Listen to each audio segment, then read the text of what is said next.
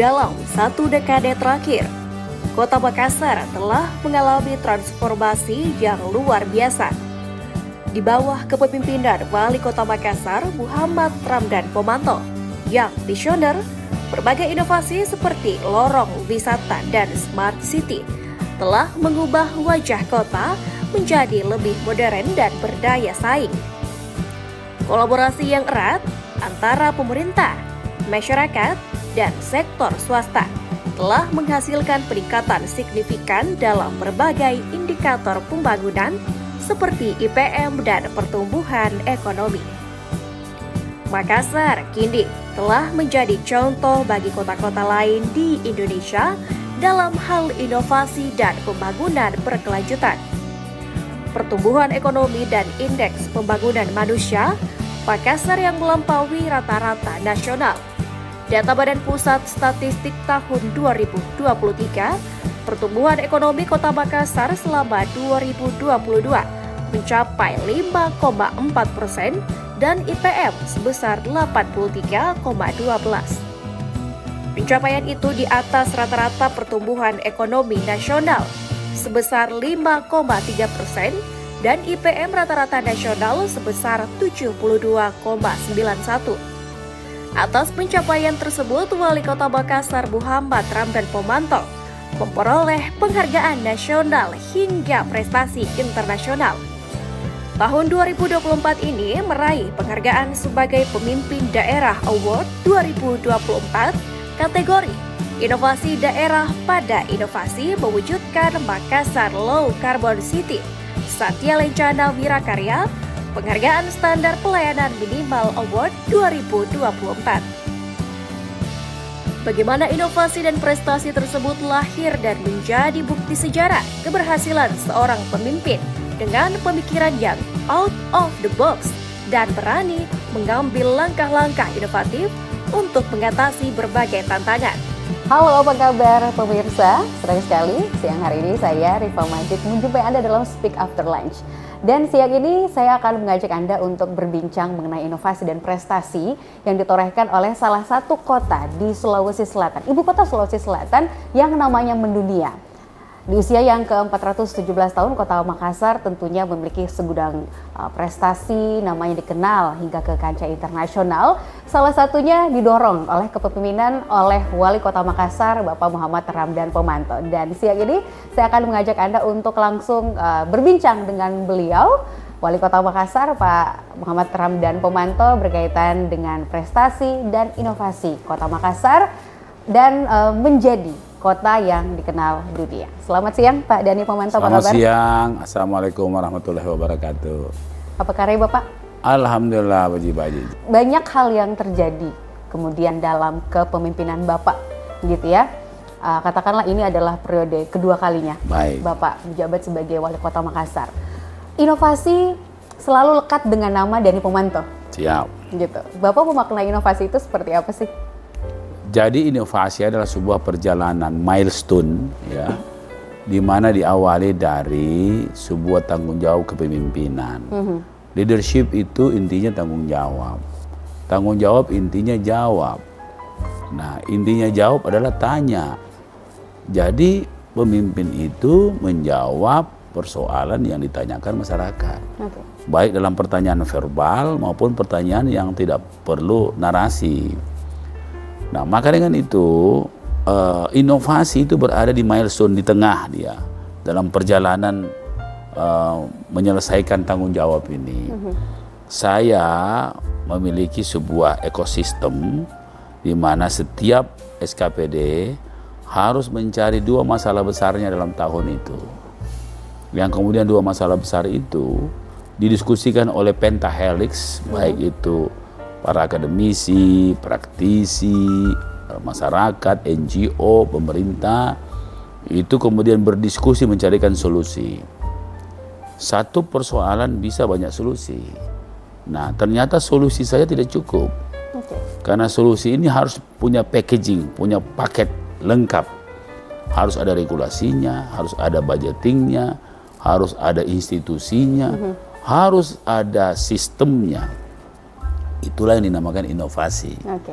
Inovasi adalah sebuah ekosistem solusi yang melingkupi semua kebutuhan secara regulasi, baik mulai dari regulasinya sendiri, sistem budgetingnya, sistem proseduralnya, sistem institusinya, standar pelayanan minimumnya, SPM-nya jelas, SOP-nya jelas. Nah, itulah kedudukan inovasi. Nah, setelah inovasi bagi pemerintah kota, itu kemudian ditransformasi dalam digital yang namanya aplikasi. Nah, kemudian aplikasi ini baru kita masukkan di dalam platform. Jadi inovasi itu adalah salah satu proses yang terpenting di dalam menjalankan sebuah sistem pemerintahan, terutama dalam menjawab persoalan-persoalan yang dialami oleh masyarakat kota hari ini maupun masa depan. Dan yang paling penting implikasinya kepada masyarakat. Apa yang jelas masyarakat? sekali outcome-nya. Oke. Berdasarkan survei kepuasan masyarakat Kota Makassar bisa dikategorikan puas dengan kepemimpinan Bapak hingga saat ini. Kalau kita menilik ke belakang sebelum dan saat Bapak menjadi wali kota Makassar, ada perbedaan yang sangat jauh. Ya. Kota Makassar yang dulu dengan kota Makassar yang sekarang sangat jauh berbeda. Dulu waktu saya awal masuk sekitar 66%. Pernah saya dapatkan 83%. Sekarang saya sekitar khusus untuk satisfaction index ya. Itu 79 hampir 80% di akhir masa jabatan. Tetapi kalau happiness index kita dapat 82,9%, lebih besar. Biasanya mestinya happiness index itu lebih kecil dari satisfaction index. Tapi ternyata survei independen memperlihatkan bahwa satisfaction index di Makassar itu 79 lah, kemudian satisfaction happiness indexnya 82,9. Ini berjalan beriringan gitu ya. Berarti memang ya saling mempengaruhi. Bapak lakukan hingga saat ini dirasakan langsung oleh masyarakat. Betul Katakanlah sekali. salah satu yang paling kita kenal bersama adalah inovasi lorong wisata. Ya, Bahkan ini juga diadopsi oleh beberapa daerah-daerah lain. Banyak yang datang ke Makassar untuk mempelajari sistematika itu. Apa yang mendorong Bapak sebenarnya? Apa yang ada di pikiran Bapak saat mencetuskan inovasi ini? Jadi kota itu ibarat tubuh manusia. Jadi kalau tubuh manusia, kalau kita bisa lihat apa sih yang paling penting dari sebuah tubuh manusia, yaitu sel. Kalau otak itu pemerintahan, kalau jantung itu sistem birokrasi, tetapi sistem kehidupan itu diatur oleh sel. Kalau selnya sakit, maka tubuh itu sakit. Maka kalau kita ingin membangun Makassar secara anatomis, organis, maka suka tidak suka harus mulai dari lorong. Karena dia itu adalah selnya kota. Dan sel sosialnya adalah RT RW atau masyarakat lorong. Nah sehingga dulu orang tidak pernah melihat lorong sebagai pembangunan. Dia menganggap pakai itu namanya lipstick. Jadi hanya sebagai kosmetik saja. Tapi saya ingin membangun kota secara anatomis.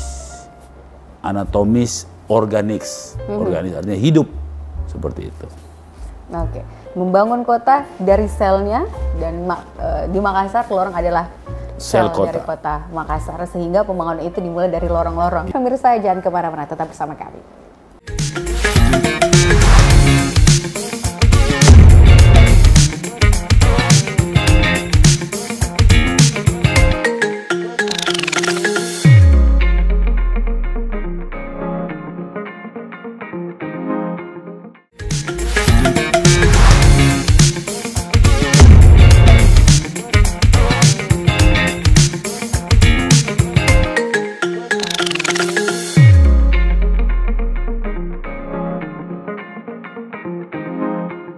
Inovasi dan prestasi Kota Makassar menjadi kota yang mendunia, itu tema kita hari ini dan masih bersama saya Pak Wali Kota Makassar Bapak Deni Pomanto.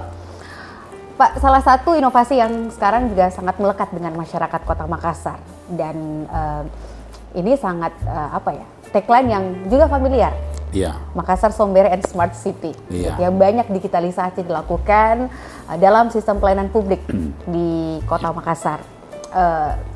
Selain pasti ada dorongan tersendiri untuk menghadirkan itu, ya, perkembangan teknologi, perkembangan zaman itu.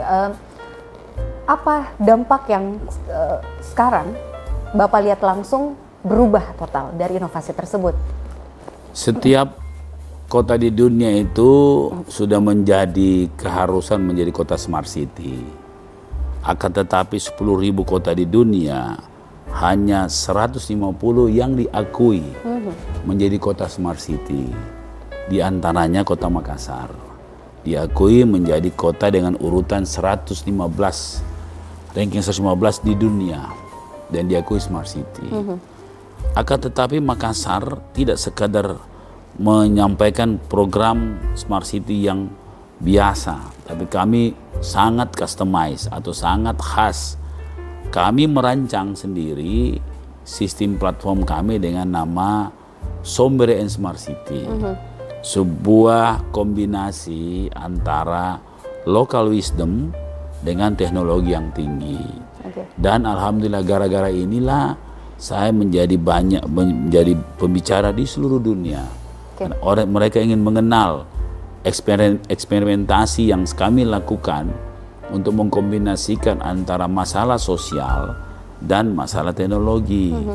Sombere Smart City itu adalah ketika sentuhan atau high touch bertemu dengan high tech, sehingga teknologi yang begitu canggih, tapi secanggih-canggihnya teknologi itu tetap mati, ya, dengan sesuatu yang hidup secara budaya atau menghidupkan secara budaya itu Sombere.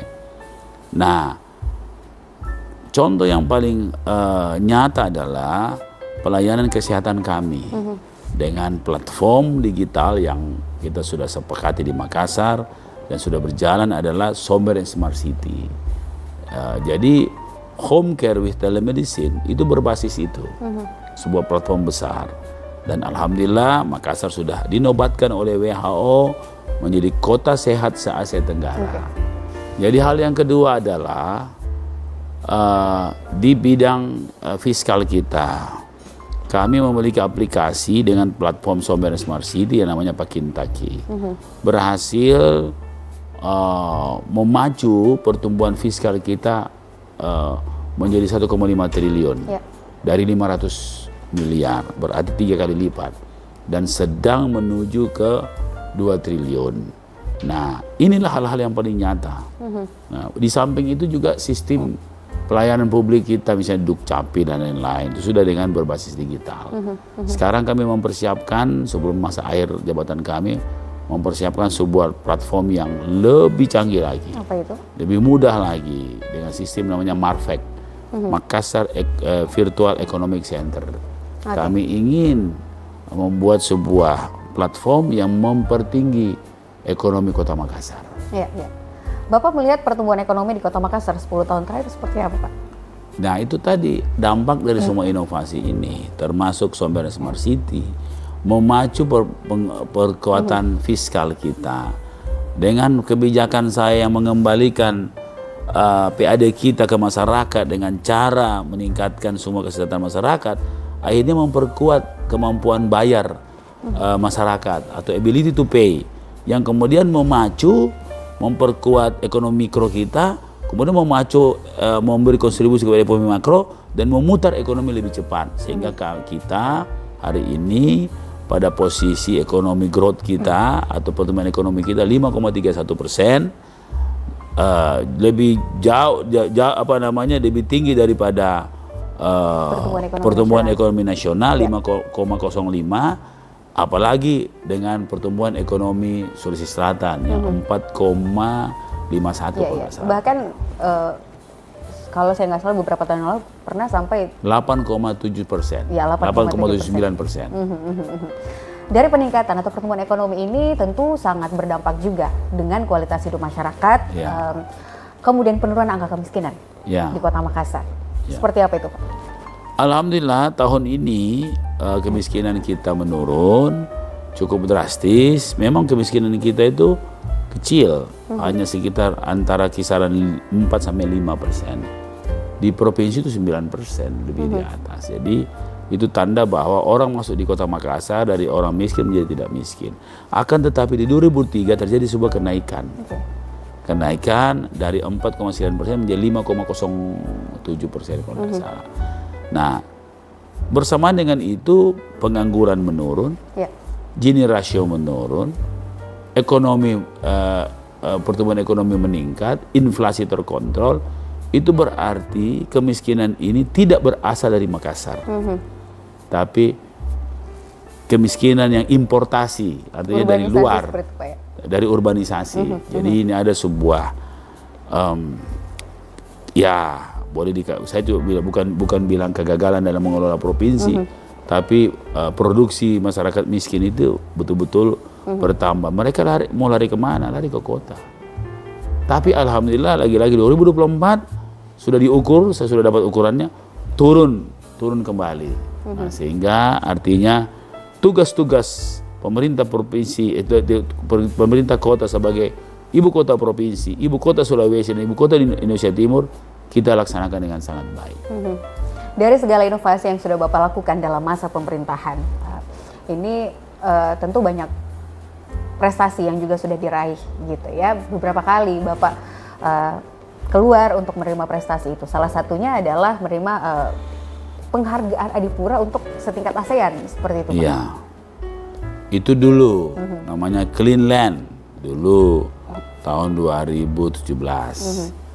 Begitu saya berakhir masa tugas 2019, kembali nol lagi semua. Ya, kembali nol lagi semua. Pada saat PJ yang jadi menggantikan saya selama 2 tahun. Nah, sekarang kita kembali lagi dari apa nol. yang membedakan masa awal Bapak menjadi wali kota dan masa kedua? Beda sekali karena terjadi kehancuran lagi. Dulu waktu saya pertama datang memang sudah hancur-hancuran. Alhamdulillah dari dulu WTP jadi WDP, WDP jadi WTP. Kemudian kita bertahan terus WTP. Kemudian kita berhasil meningkatkan PAD kita dari 500 ke 1,3 triliun. Begitu saya tinggalkan turun 800. Tidak lagi WTP jadi WDP. Akhirnya kita bangun kembali dan seluruh sektor kesehatan hancur lebur. Kita bangun kembali. Nah, inilah harus menjadi bagian yang menjadi konsen kita. Jangan kita seperti berjalan di tempat. Itu maju mundur. Mesti harus diteruskan semua ini agar supaya sustainability pembangunan itu betul-betul terakumulasi dari sejak awal. Pak, apa yang kemudian hingga saat ini kira-kira yang satu hal yang Bapak rasa kayaknya saya harus perlu lakukan ini sebelum masa jabatan berakhir? Saya kira tidak ada sesuatu yang sempurna. Secanggih apapun yang kita rencanakan, pasti kesempurnaan itu tidak akan tercapai. Kenapa? Karena bukan faktor kita sendiri. Ini faktor organisasi dengan 25.000 orang ini kan tidak lucu untuk mengelolanya. Maka dengan itu saya kira ada beberapa sektor yang belum saya puas. Sektor kebersihan masih bertumpu kepada petugas kebersihan. Maksudnya sektor kebersihan itu bertumpu pada kesadaran masyarakat untuk bersih. Tidak membuang sampah di sembarang tempat. Sektor lain sudah bagus, kesehatan, pendidikan, pelayanan publik sudah bagus. Termasuk ini yang sebenarnya yang termasuk sekarang kami memiliki tekad baru sebagai kota low carbon. Nah, inilah yang barangkali saya akan mempersiapkan dasar-dasar pembekalannya, tapi selanjutnya kita serahkan ke wali kota berikutnya. Baik. Nah, kita akan bahas lagi prestasi apa saja yang kemudian sudah diraih oleh Kota Makassar di masa kepemimpinan Pak Dani Pomanto. Kita akan kembali.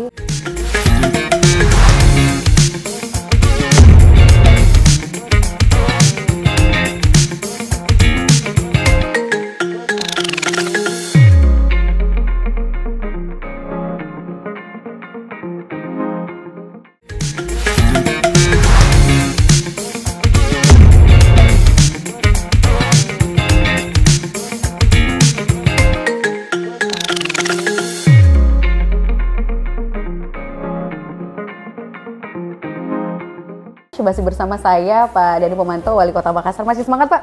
Semangat. Luar biasa. Pak, salah satu prestasi yang Bapak dapatkan adalah Satya Lencana. Dari itu salah satunya. Banyak prestasi. Adakah yang paling berkesan?